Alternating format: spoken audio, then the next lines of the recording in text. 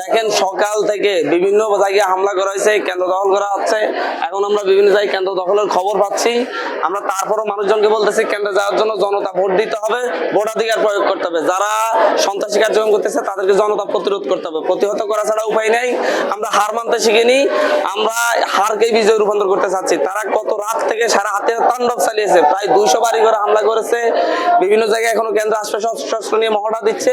মানুষ খুব আতঙ্কে আছে, ভোটাররা আতঙ্কে আছে। তারপরও ভোটাররা সব আতঙ্ককে ভয়ভীতিকে উপেক্ষা করে বিভিন্ন জায়গায় কেন্দ্রে আসতেছে। কিছু কিছু জায়গায় এখনো অনেক সমস্যা আছে, প্রশাসন তাদের সর্বোচ্চ চেষ্টা করতেছে। আশা করি কন্ট্রোলে আসবে, আমরাও চেষ্টা করতেছি, আমরাও সাপোর্ট দিচ্ছি।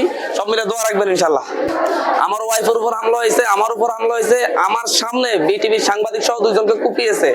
এবং এটা তো অহরহ সব জায়গায় ঘটতেছে। আমার ওয়াইফকে আটকে রাখা হয়েছে, তারপর উদ্ধার করা হয়েছে।